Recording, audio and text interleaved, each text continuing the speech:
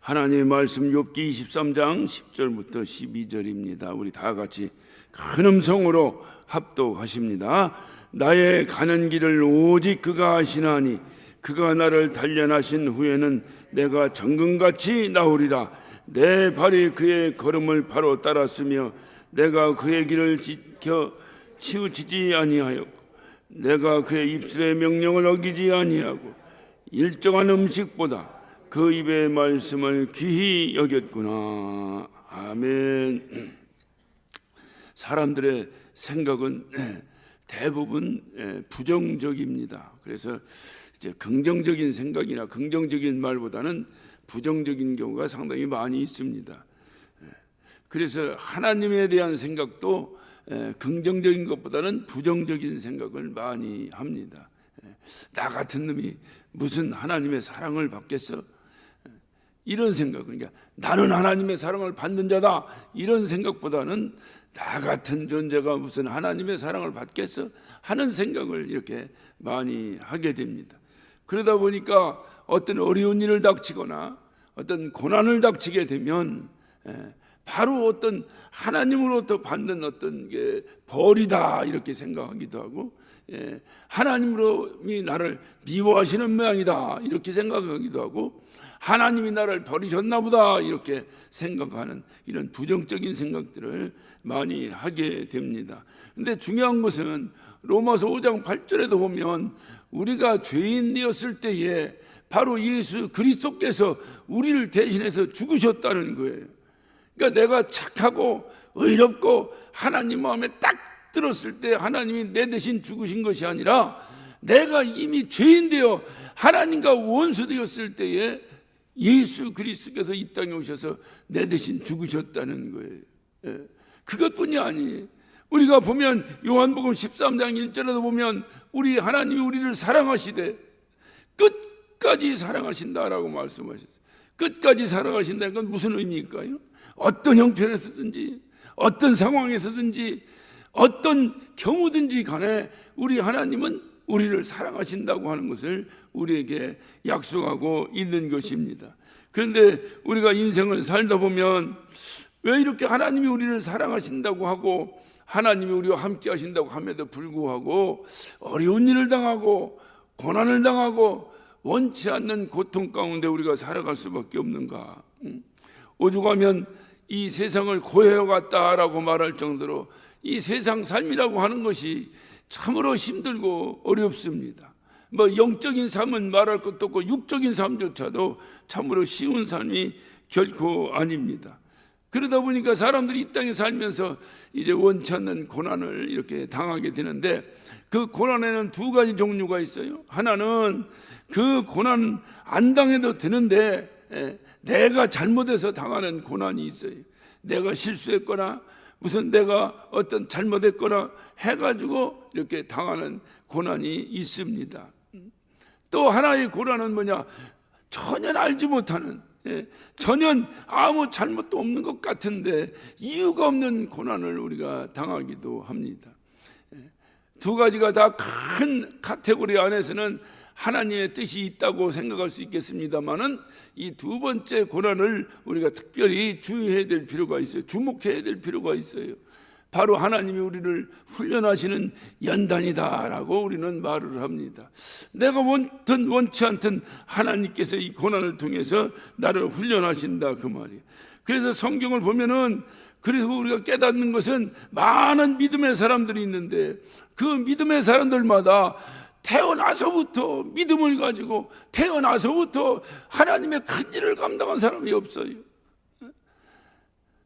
모두가 어떤 과정을 통해서 어떤 형편을 통해서 어려움과 힘듦과 고통 가운데서 그것을 하나님과 관계에서 극복해 나가면서 그가 위대한 신앙인들이 되어가는 것을 우리가 성경을 통해서 보게 됩니다. 우리가 잘 아는 꿈의 사람 요셉을 봅니다.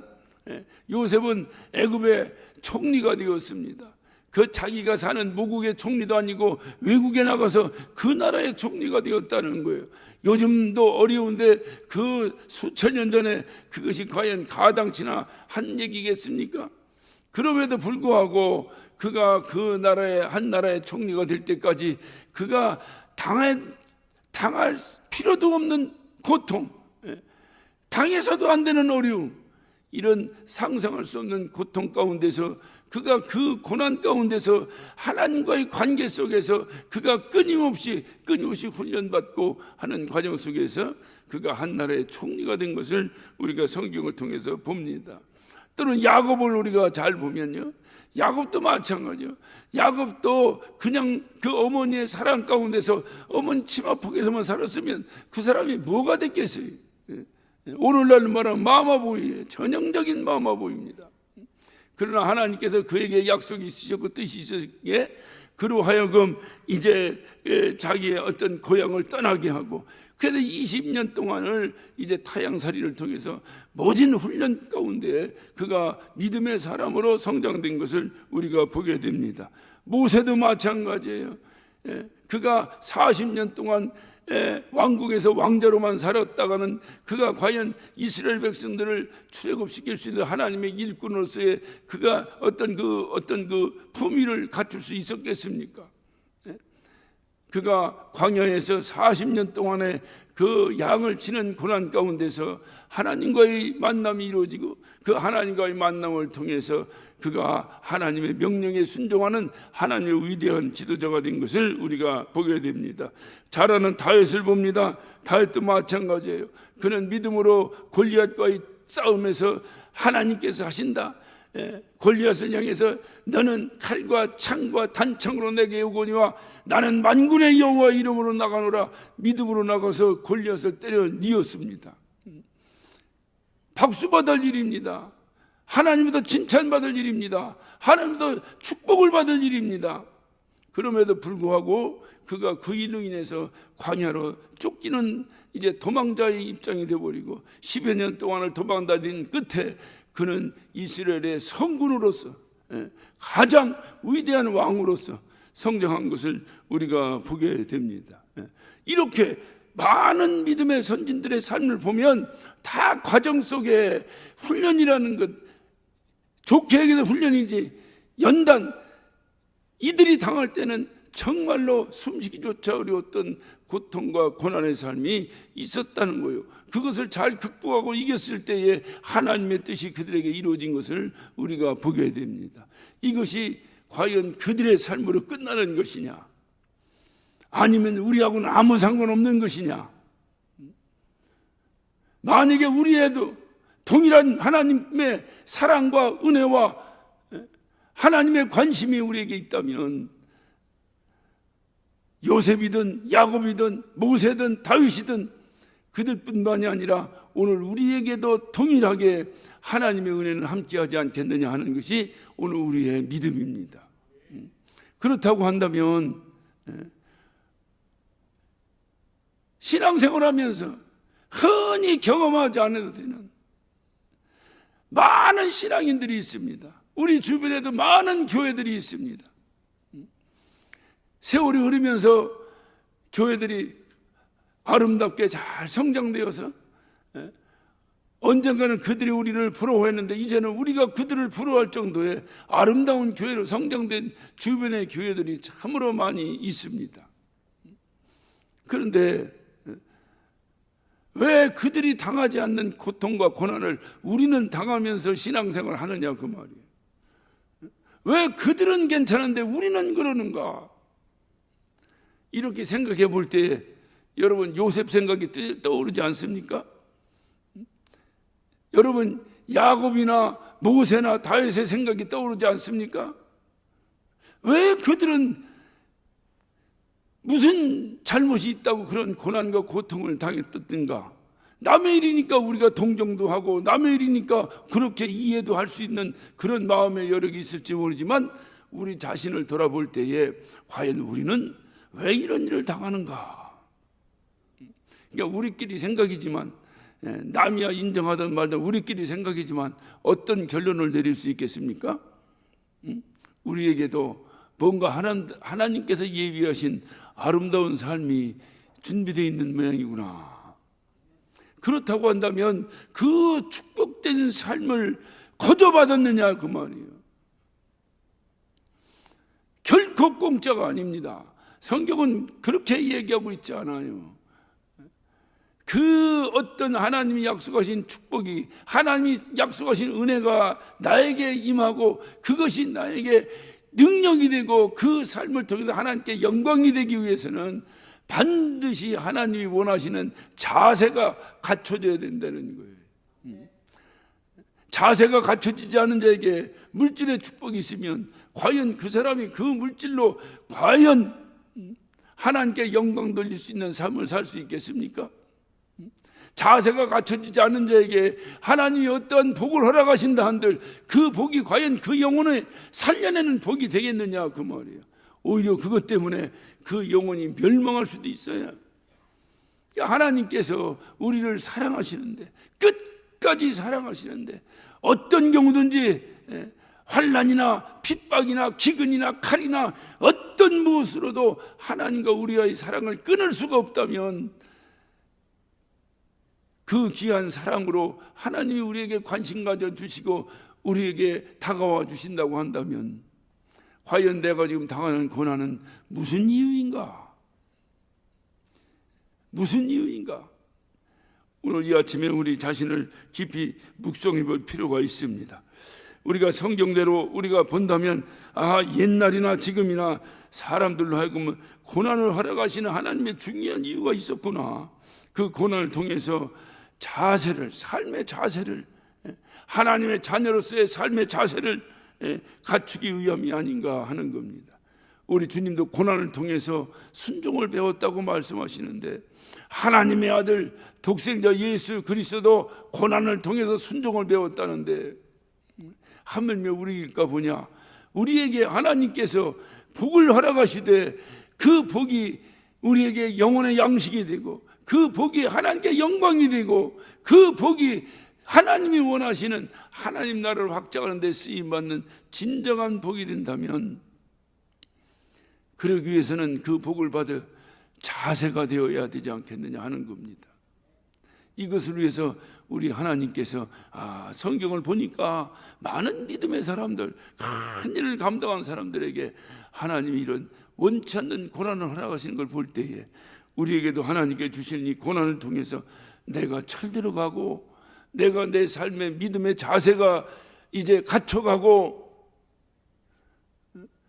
그렇다고 한다면 내가 이런 고난과 고통 가운데서도 여전히 나의 자세가 갖춰가지 않는다면 하나님은 둘 중에 하나를 결정하시지 않겠어요? 우리의 고난은 계속 지속될 수밖에 없습니다. 그것은 주님이 우리에게 허락하시는 사랑입니다. 그러나 우리가 로마서 1장의 어떤 말씀을 토대로 해서 본다면, 우리를 내가 싫어하는 대로, 내 상실한 마음대로 하나님이 내버려 둔다면 그 다음에 어떤 결과가 나오겠어요? 생각지도 않았던 이런 어떤 어려움 가운데서 우리의 자세가 갖춰져야 된다는 거예요. 인생의 자세가 갖춰지지 않으면 큰 일을 감당하기가 어렵습니다. 특별히 하나님의 일을 감당하기가 어렵습니다. 바로 이 자세가 갖춰지기 위해서는 하나님이 우리에게 고난을 허락하셨다는 것을 우리는 성경을 통해서 알게 됩니다. 자세가 된 다음에 무엇이든지 돼야지, 자세가 되어 있지 않은데 무엇이 된다면, 여러분 우리 주변에 수도 없이 바라보고 있잖아요. 자세가 되어 있지 않은데, 하나님이 보시기에 합당한 자세가 되어 있지 않은데 그가 감당할 수 없는 것을 누린다면 과연 그것이 그에게 축복인가 아니면 저주인가? 우리는 판단하고 평가할 수가 있어요.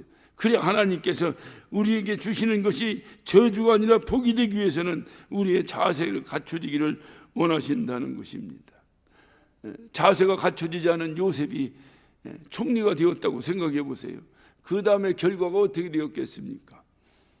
그가 하나님께서 그를 통해서 이제 어떤 고난과 고통을 통해서 끊임없이 인격을 도야하고, 그리고 하나님 앞에서의 자세를 갖추게 만들고, 그렇게 자세가 갖춰진 이후에 그가 총리 대신이 되니, 그 총리 대신이 된 그것으로 우리 하나님의 뜻이 이루어지지 않던가 하는 겁니다. 그 애굽에서 큰 민족을 이루게 하시고, 그리고 그 큰 민족을 통해서 예수 그리스도를 이 땅에 보내시는 하나님의 원초적 뜻이 요셉의 그 자세를 통해서 이루어진 것이 아닌가 하는 겁니다. 그러니까 하나님이 원하시는 자세가 참으로 필요한 거예요. 인생의 고난은 하나님이 요구하시는 자세를 갖추는 과정입니다. 그렇다고 한다면 하나님이 원하신 자세가 갖춰진다면 이제 이 고난은 이제 끝나는 거예요. 만약에 갖춰지지 않는다면 고난은 계속될 수밖에 없다는 것이 주님이 우리에게 주시는 말씀이에요. 우리 본문을 보면 어려움을 당했을 때 하나님은 우리와 함께하지도 않는다. 욥은 그렇게 하나님께 어떤 고통을 호소하고 있습니다. 오늘 본문 위쪽에 8절부터 보면 그런데 내가 앞으로 가도 그가 아니 계시고 뒤로 가도 보이지 아니하며, 이게 무슨 얘기입니까? 얼마나 힘들고 어려우면 하나님을 찾았는데 앞으로 가도 뒤로 가도 보이지 않는다는 겁니다. 막막하고 답답한 것을 호소하고 있습니다. 9절입니다. 그가 왼편에서 일하시나 내가 만날 수가 없고 그가 오른편으로 돌이키시나 배울 수 없구나. 얼마나 힘들고 어려워 하나님을 찾는데 하나님의 도움이 없다는 거예요. 하나님의 은혜가 찾아오지 않는다는 겁니다. 막막합니다. 어찌해야 될까 감당하기 어려운 상황을 욥은 오늘 이제 8절과 9절을 통해서 고백하고 있습니다. 중요한 것은 그런 답답한 속에서 욥이 깨달은 거예요. 그래서 우리가 항상 믿음 가운데 버리지 말아야 될 중요한 믿음이 하나가 있어요. 그것은 하나님은 좋으신 분이다. 이것은 어떠한 경우든지 나의 형편과는 상관없어요. 내가 좀 잘못하고 어려운 일 당하면 하나님 나쁜 분이고 내가 좋은 일 당하면 하나님 좋은 분이고, 이런 식의 신앙생활은 잘못되는 거예요. 어떠한 형편이든지 내가 고통을 당하든 내가 고통에서 벗어났던 내가 즐겁든 슬프든 어떤 환경에든지 하나님은 좋으신 분이다. 할렐루야. 이것이 흔들리면 안 되는 거예요. 우리 신앙생활에 이것은 그냥 기초돌입니다. 그러니까 하나님은 좋으신 분이에요. 그러니까 욥은 그것을 깨달은 거예요. 이 좋으신 분이 내가 어떻게 앞으로 가도 만날 수 없고 또 뒤로 가도 보이지 않고 왼쪽으로 가도 만날 수 없고 오른쪽으로 가도 뵐 수 없고, 어떻게 이 좋은 분이 이렇게 나를 버리시는가? 이 좋으신 분이 어떻게 이렇게 나를 모른 채 하시는가? 에이, 하나님 나쁜 분인 모양이다. 이러면 우리의 신앙생활은 끝나는 거예요. 그 자리에서. 에이, 하나님이 계시긴 어디 계시냐? 그러면 우리의 신앙생활은 그 자리에서 끝나는 거예요. 앞으로 가도 보이지 않고 뒤로 가도 보이지 않고 옆으로 가도 보이지 않고 오른편으로 가도 왼편으로 가도 보이지 않는 그분. 그러나 한 가지 중요한 것은 그럼에도 불구하고 그분은 좋으신 분이다. 그 좋으신 분이 왜 이렇게 나의 고통을 모른 채 하실까? 그 좋으신 분이 왜 나의 이런 어려움을 듣지 아니하시는가? 왜 그 좋으신 분이 나의 호소를 모른 채 하시는가? 이때 깨달음이 있는 거예요. 아, 이 좋으신 분이 그렇게 하실 때는 어떤 뜻이 있는 모양이구나. 그 뜻을 깨달은 거예요, 욥이. 그래서 10절에 이 위대한 고백을 하고 있는 겁니다. 나의 가는 길을 오직 그가 하시나니 그가 나를 단련하신 후에 내가 정금같이 인다우리라. 할렐루야. 이 좋으신 분이 내가 이렇게 고난당할 때 모르는 채하고 간섭도 하지 아니하시고 그렇게 찾고 찾아도 만나주지 아니하시는 이 하나님, 왜 이러시는가 도대체? 어린 손자를 잡고 길을 걸어갑니다. 그런데 이 아이가 막 가다가 팍 하고 곧걸어 넘어졌어요. 할아버지 마음은 어떻습니까? 가다 번쩍 안아서 세워주고 싶은데 내비두는 거예요. 왜 내비둡니까? 이유는 한 가지, 스스로 일어나 보라고. 내 스스로 일어나 봐야 되지 않겠느냐고. 그냥 놔두면 내 스스로가 일어날 거 아니야. 아이는 안 일어나려고 자기가 일어날 수 있는데도 일으켜달라고 울고 땡깡을 놉니다. 그 마음 약한 할아버지가 할 수 없어서 번쩍 안아서 세웁니다. 그러면 그 엄마가 뭐라고 해요? 할아버지한테 놔두라고, 그거 일으키지 말라고. 왜 그럽니까? 할아버지는 사랑이고 엄마는 사랑이 없어서 그런가요? 그 아이의 자립심 때문에 스스로 일어나 보라고 그 훈련하기 위해서 그 넘어져서 울고 있는 아이에게 모르는 체 하는 거예요. 우리 하나님께서 이렇게 나를 사랑하시는데 왜 나의 삶에서 어려움 가운데서 이렇게 모르는 체 하시는가? 목회를 하다 보면 내가 당하는 어려움은 돌아볼 기회가 없어요. 내가 하나님께 나의 가정을 위해서 기도하고 나의 어려움을 기도할 겨를이 없어요. 주변 사방팔방이 온통 힘들고 어려운 사람들 뿐이에요. 어느 때는 목사의 마음 가운데 이게 목사들이 회개해야지 안 되겠구나. 뭔가 우리가 잘못해서 우리 사랑하는 성도들 가정에 이런 어려움이 있는 모양이구나. 육체의 병이 들어서 호소하는 영혼들이 있습니다. 안타까워요.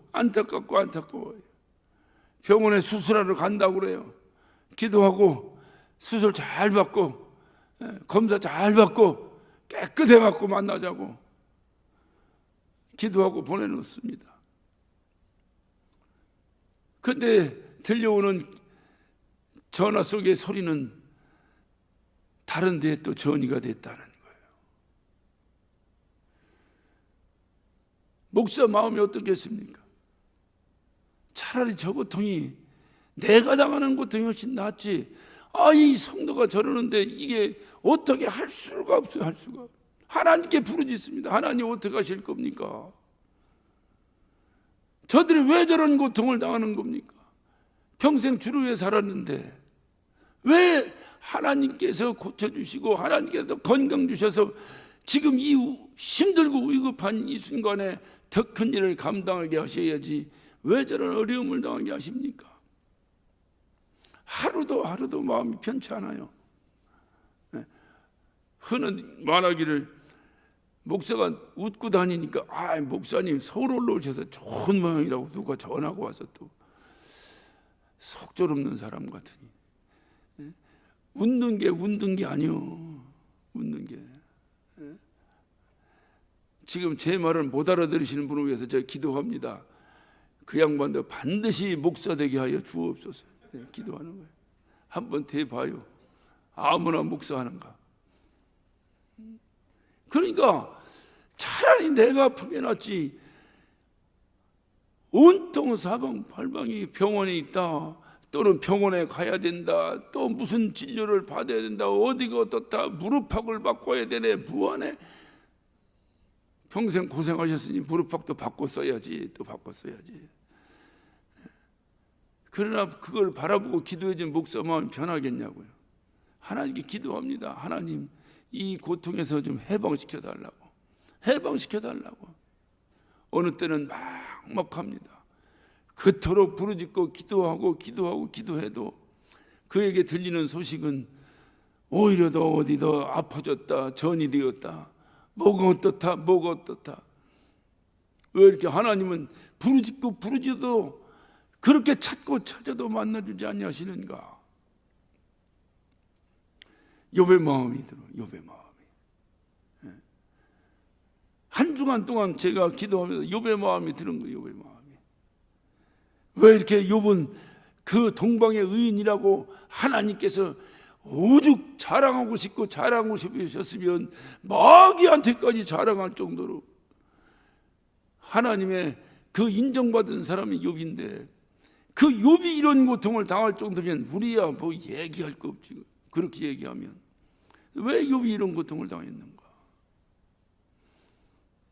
욥 자신은 그 생각을 안 했겠습니까?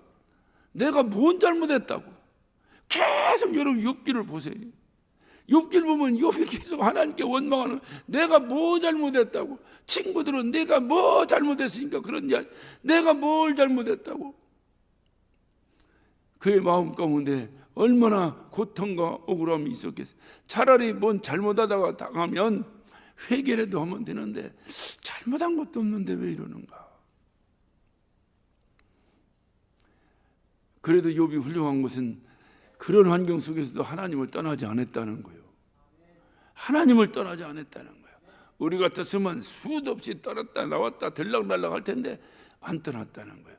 그러니까 깨달은 거예요. 뭘 깨달았느냐? 나의 가는 길을 오직 그가 아신다. 나의 가는 길을 그가 아신다. 아신다는 것은 뭐예요? 능력자이신 하나님이 아신다는 거예요. 아신다는 건 무슨 뜻이겠어요? 어쨌든 하나님이 인도하신다는 거예요. 아무리 네가 힘들고 어려워도 죽을 지경까지는 갈지 몰라도 죽이진 않는다는 거예요. 우리의 가는 길을 아신다는 거예요. 우리의 가는 길을. 욥은 이런 고난도 하나님이 인도하시는 길이라고 하는 것을 그가 깨달은 겁니다. 그리고 그가 나를 단련하신 후에 내가 정금같이 나오리라. 아하, 그가 나를 정금 만드시느라고 나를 단련하시는구나. 이거를 깨달은 거예요. 막막한데 이 좋으신 하나님이 왜 이렇게 나에게 이렇게 무관심하실까? 이때 욥이 깨달은 겁니다. 나의 가는 길을 오직 그가 아시나니 그가 나를 단련하신 후에는 내가 정금같이 나오리라. 정금같이 나오리라. 그래서 이 사실을 깨달은 욥은 11절에 내 발이 그의 걸음을 바로 따랐으며 그랬어요. 이게 무슨 얘기입니까?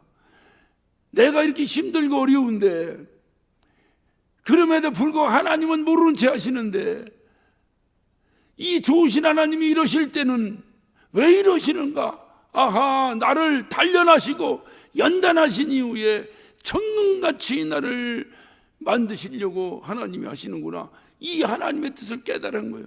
이걸 깨닫고 나서 그의 행동은 뭐냐? 내 발이 그의 걸음을 바로 따랐으며 그랬습니다. 다시 말하면 주님이 가는 길을 같이 걸어갔다는 거예요. 하나님을 떠나지 않았다는 겁니다. 하나님의 인도하심 따라 걸어갔다는 겁니다. 왜? 하나님이 나를 정금으로 만들려고 하신다는 사실을 깨달았기 때문에 그래요. 내가 그의 길을 지켜 치우치지 아니하였고 그랬습니다. 12절입니다. 내가 그의 입술의 명령을 어기지 아니하고 그랬어요. 입술의 명령을 어기지 않았어요. 에이, 예수 이렇게 믿으면 뭔 소용이 있어? 맨날 어려움이나 당하고 예수 믿어봤자 소용없다, 관두자.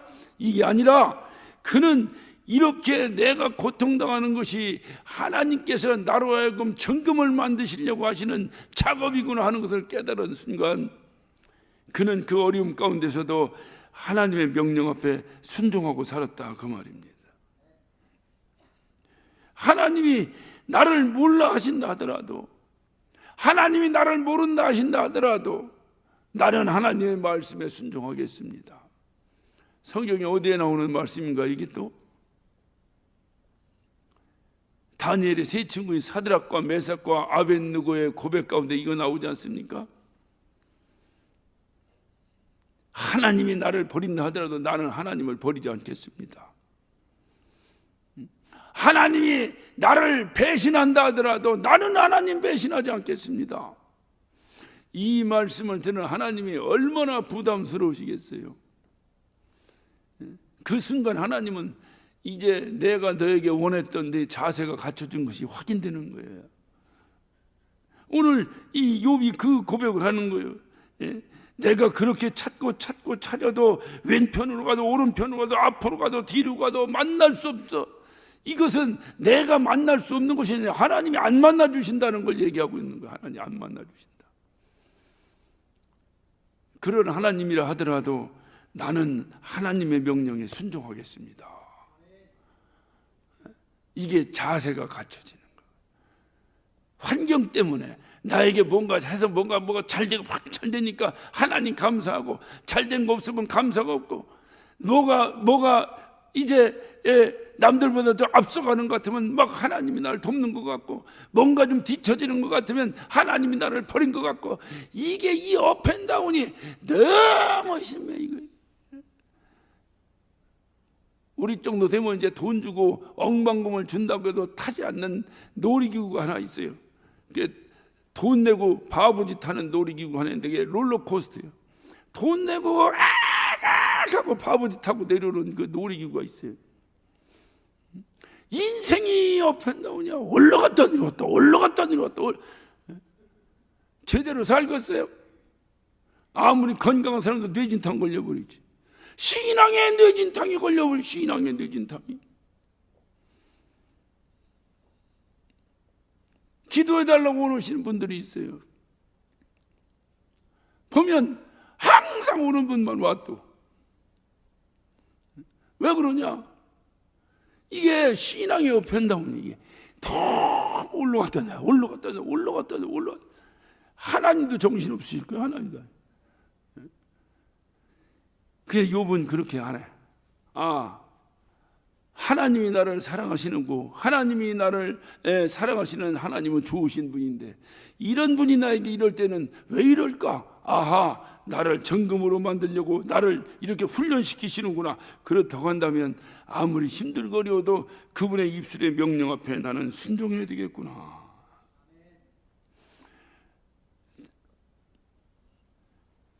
좀 철든 남편들은요, 아내가 좀 마음에 안 들어도 자기가 남편으로서 해야 될 남편의 도리를 다 합니다. 좀 부족한 남편은 아내가 아내의 도리를 하지 않는다고 해서 자기도 그 도리를 팽개쳐 버립니다. 그 가정이 부호가 되겠어요. 그러니까 주님은 원하시는 것은 우리에게 철든 신앙을 원하는 거예요. 철든 신앙. 내가 잘할 때만 잘하는 게 아니라 힘들고 어려울 때도 내가 나를 버리지 않냐고, 이렇게 나의 갈 길을 따르고 내 명령 앞에 순종하겠느냐 하는 겁니다. 12절 마지막 부분에 뭐라고 나옵니까? 내가 그의 입술의 명령을 어기지 아니하고 일정한 음식보다 그 입의 말씀을 귀히 여겼구나. 말씀이 꿀보다 달다는 거예요. 꿀보다 달다는 거예요. 그러니까 그 말씀을 내가 지키고 살아갈 수가 있는 거예요. 이렇게 자기의 자세가 갖춰진 이후에 욥의 가정에 하나님께서 그 이후에 갑절의 복을 허락하시고, 처음에 받았던 복 다 날라가 버렸는데 그 위에 그가 자세가 갖춰진 하나님이 갑절의 복을 허락하셨어요. 여러분 한번 생각해 보세요. 자세가 갖춰지기 전에 받았던 복하고 자세가 갖춰진 이후에 받았던 복이 같습니까? 하나님이 보실 때 같아요? 자세가 갖춰지기 전에 받은 복은 하나님이 주셨다고 입술로는 고백하는데 마음으로는 다 지 실력으로 벌었다고 생각하고 자기가 잘나서 얻었다고 생각해요. 이런 고난의 통로가 거쳐진 이후에 받는 복은 우리는 어떠한 이유 없이 하나님 앞에 굴복합니다. 하나님이 나에게 허락하셨다. 하나님이 주셨다. 여러분, 하나님이 주신 복을 여러분 어떻게 사용하겠습니까? 하나님이 원하시는 것은 바로 그것을 얘기하는 거예요. 믿음의 사람들을 보면 한결같이 이렇게 자세가 갖춰진 거예요. 억울함도 참아내고 고통도 이겨내고 아무리 자기가 높아졌다 하더라도 겸손한 자세를 갖춘 사람들, 그런 사람들에게 하나님이 복을 허락하십니다. 우리에게 당한 어려움이 과연 하나님이 내게 복 주시기 위한 훈련의 과정이라면, 여러분, 그 과정이라면 나는 과연 어떻게 살아야 될 것인가? 여러분, 힘들고 어려운 삶이 있을 겁니다. 부르짖고 부르짖어도 하나님을 만날 수가 없어 가슴을 치며 고통 가운데 있는 우리 성도의 가정도 있을 것입니다. 오늘 욥의 가정을 살피면서 하나님께서 나에게 원하시는 것이 무엇인가? 그 이후에 하나님이 나에게 복 주시려고 하시는 것이구나. 이 자세가 갖춰져야 된다. 이것을 우리가 연단이라 이렇게 말하는 거예요. 연단이다. 그래서 이런 고난을 통해서 우리의 삶을 갖춰가시기를 원하시는 우리 주님의 뜻, 그 뜻 앞에 우리가 순종한다면 이제 우리의 고난은 끝나는 거예요. 그 위한 주님이 우리에게 허락하실 약속된 복이 우리 가정에 임할 줄로 믿습니다. 우리를 통해서 하시고자 원하시는 주님이 그렇게 사랑으로 우리에게 주시고자 원하시는 은혜와 축복이 우리 가정에 차고 넘칠 줄로 믿습니다. 이 과정을 거치는 거예요. 대개 이렇게 목회를 한다고 하고 목사가 된다고 하면 대개 흔히 그냥 이론적으로 표현하기를 연단을 받아야 된다. 연단을 받아야 된다. 제가 물론 오래된 얘기입니다만은 전도사 초임 초봉이 제가 얼마냐 8만 원을 받았어요. 그때 목사님들 초임이 75만 원이었어요. 75만 원인데 8만 원 받았어요. 75만 원 가지고 살 수 없는데 전도사는 8만 원을 줘요. 일은 목사보다 전도사가 훨씬 더 많이 합니다. 아침 일찍 일어나서 목사님들 자동차 세차부터 시작해서 구두 다 닦아놓고 요즘 하라 그러면 아마 전도사 다 도망갈 거예요. 8만 원 가지고 어떻게 살아요? 그렇다고 하나님 일 한다는 사람이 교회에서 더 달라고 투쟁을 할 수도 없고. 그 어떤 분이 장로님들이 우리 전사님들 너무 힘든데 조금 좀 올려주면 어떻겠습니까? 하니까 그때 나온 답이 전도사는 연단 받아야 됩니다. 그 연단인 줄 알고 살았어요. 그냥 연단인 줄 알고 살았어요. 아마 모든 전사들은 그렇게 살아가고 있을 겁니다. 지금도. 물론 연단입니다. 힘들고 어려워요. 그렇다고 해서 무슨 노동조합을 형성해서 더 달라고 할 수도 없고 덜 달라고 할 수도 없고 연단이 그런 연단이 거쳐져 우리가 먹고 사는 것이 하나님이 주시는 까마귀가 있구나. 그것을 깨닫는 순간 주의 일을 하는 거예요. 주의 일을 하는 거예요. 까마귀가 있어요. 굶어 죽지 않습니다. 거기에 대한 자신감이 있어야 나가서 개척도 하고 뭐도 하고 하는 거예요. 어떻게 먹고 살지? 한번 굶어 죽으면 어떡하지? 주의 일을 하는 자에게 이 망을 씌우지 말라는 거예요.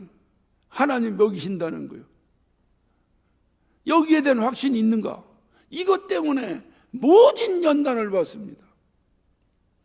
여러분 군대 가서 유교 훈련 받죠? 이쪽 산에서 저쪽 산까지 밧줄 하나 딱 걸어놓고 걸어가라면 누가 거길 걸어갑니까? 그런데 걸어가기 전에 막 PT 체조를 시켜가며 박박 불려놓으면 여기서 이거 하다 죽느니 걸어가다 떨어져 죽는 게 낫겠다고 다 가잖아요. 이 연단이에요. 연단. 이건 제 개인적인 경험입니다만은 말 잘 듣고 그냥 주님이 부르심 앞에 순종하고 이런 사람은 조금 연단을 덜 받고 말 안 듣고 도망가다 붙잡히면 호되게 연단 받고 그 차이는 좀 있더라고 보니까. 저 같은 경우 주님께서 부르신데 도저히 자신 없어 도망다니다가 나중에 뒤지게 두드려 맞고 다시 돌아왔어요. 이제 순종했으니까 하나님께서 이제 나에게 이제 꽃길만 예비하셨나 보다 했는데 들어온 순간 하나님이 나에게 배신을 때리기 시작하는데 말 안 들을 때 두드려 패는 것은 이해를 하겠는데 말 듣고 들어왔는데 왜 이러시는가 이분이.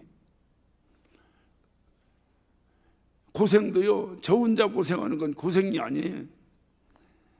결혼하고 아내와 함께 고생할 때 이때 이게 남자 체면 이게 이때부터 고생. 근데 그것도 고생이 아니야. 자식 생겨봐. 자식하고 함께 해봐. 견딜 수 없는 고통입니다. 제가 하나님 부르셔서 신학대학을 입학을 하게 됐는데 입학하고 저는 결혼을 했습니다. 결혼했는데 신혼인데 신혼방이 없어. 그래 우리 집사람은 다른 집에서 누가 집 하나 방 가지고 거기 가 살고 나는 그냥 다른 학생들 사는 방에서 이 방 저 방 돌아다니면서 보는 사람이 우리를 긍휼히 여기고 불쌍히 여기는데 이 허우대가 긍휼을 여길 만한 허우대가 돼야지. 에? 다른 놈들은 다 밥 굶고 다니고 나는 배가 터지게 먹고 다니는 처럼 보이니 누구 하나 도와주나. 그때 제가 깨달았어요. 아브라함이 아위와 친척과 본토의 집을 떠나더니 깨끗하게 단절되기 시작하는 거예요. 깨끗하게 단절. 그러더니 제가 학교 다니는 그 기간 동안에 제가 제 아들 셋을 잃었어요. 야, 이거 어려운데 이 일까지 겹치고 덮치고 학교 때려치고 싶고, 야, 내가 이 학교 안 다니면 뭔 일을 못하겠냐. 왜 이 생각을 제가 안 했겠어요. 근데 하도 두드려 맞고 들어왔기 때문에 나도 욕과 같은 생각을 한 거예요. 나의 가는 길을 그가 아시나니 나를 단련하 주시는 내가 정금같이 나올 것이다. 얼마나 힘들었는지 몰라요. 그거는 저하고 학교 같이 다녔던 그 당시 성락교에 있었던 전사들이나 대전에서 학교 다녔던 모든 사람들의 전설적인 얘기입니다. 거기다가 큰 교회 뭐 어쩌고 저쩌고 하니까 도대체 학교에서도 안 도와주네.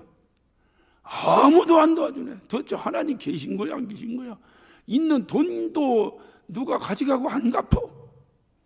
완전히 빈털터리를 만들어버리고. 우리 집사람이 아이를 임신하는데 아이를 낳을 때까지 병원을 한 번 못 갔다니까요. 그래 아이를 낳는데 아이가 이상하게 인큐베이터에 넣으라는데 넣더니 일주일 만에 죽고 또 나면 또 일주일 만에 죽고 제가 다 삽들고 가서 산에다 묻었어요.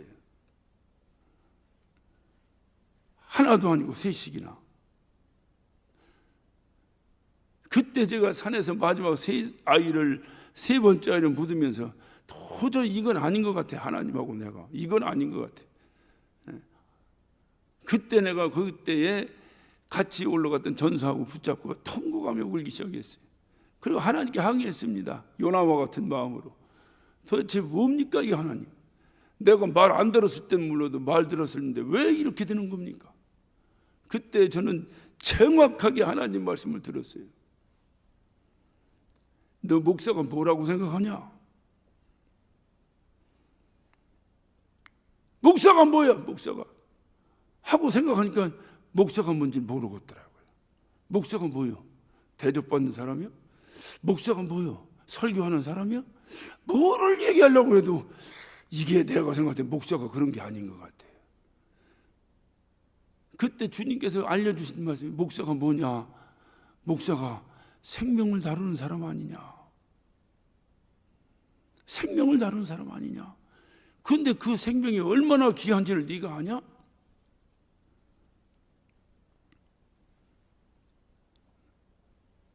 내가 그토록 살리고 싶어도 안 되잖아. 하나님, 내가 아무리 돈이 없어도 이 아이가 춥다면 내가 내 옷을 벗어서 입힐 수 있습니다. 이 아이가 배고프다고 하면 내가 도둑질을 해서라도 내가 이 아이 밥 한 끼 못 먹이겠습니까? 왜 이러십니까 도대체? 그때 주님이 하신 말씀이 전 그때 목사가 뭐라는 걸 깨달았어요. 부족하지만 지금까지 힘들고 어려워도 이 길을 걸어가는 이유는 그때 그 경험 때문에 그래요. 목사가 뭐 하는 것인가? 천하보다 귀한 영혼을 하나님이 맡기셨는데